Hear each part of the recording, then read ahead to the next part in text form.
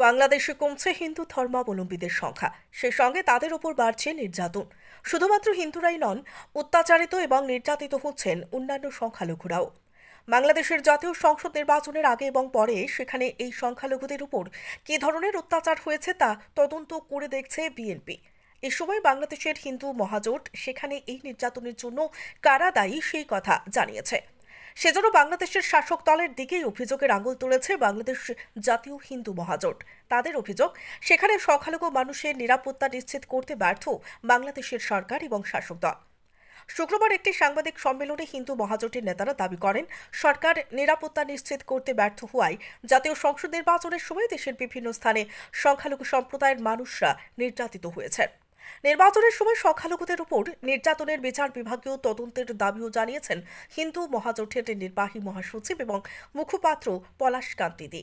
হিন্দু মহাজোটের নেতারা জানিয়েছেন, সেখানে সংখ্যালঘুদের উপর যে অত্যাচার হবে সেটা নির্বাচনের আগেই তারা আশঙ্কা করেছিলেন। তারা জানান, নির্বাচনের পর সিরাজগঞ্জ, বাগেরহাট, ফরিদপুর, মাগুরা, চুয়াডাঙ্গা, গাইবান্ধা, কুমিল্লার দাউদকান্দি, ঝিনাইদহ, পিরোজপুর, মাদারীপুর, ঠাকুরগাঁও, মুন্সিগঞ্জ, কুষ্টিয়া, লালমনিরহাট সহ বাংলাদেশের বিভিন্ন এলাকায় অত্যাচার চালানো হয়। তারা ভোট দেয়নি এই অজুহাতে নির্বিচারে হিন্দু সম্প্রদায়ের উপর নির্যাতন করা হয়েছে। তাদের দাবি, বিভিন্ন জেলায় পরাজিত প্রার্থীর মতোই জয়ীরাও এই নির্যাতনের সঙ্গে জড়িত। এদিন তারা বলেন, আরও একবার প্রমাণ হলো যে যতবারই বাংলাদেশে নির্বাচন হয়েছে ততবারই হিন্দু সম্প্রদায় নির্যাতিত হয়েছে। সরকারের নিরাপত্তা দানে ব্যর্থতায় এবার হিন্দুদের উপর নির্যাতন হয়েছে। এই নির্যাতন বন্ধ করে তদন্তের মাধ্যমে উপযুক্ত সমাধানের পথ সরকারকেই খুঁজে বের করতে হবে বলে জানিয়েছেন হিন্দুদের সংগঠনের নেতারা। সামনেই বাংলাদেশের উপজেলা পরিষদ নির্বাচন।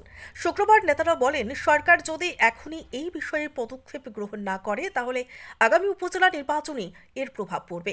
তাই প্রধানমন্ত্রীর উচিত বহু দ্রুত সম্ভব বিচার বিভাগীয় তদন্তের মাধ্যমে দোষীদের বিচারের আওতায় এনে যারা অত্যাচার করেছে তাদের শাস্তি প্রদানের ব্যবস্থা করা। প্রসঙ্গত, বাংলাদেশের এখন হিন্দুদের সংখ্যা মোট জনসংখ্যার 10% কম।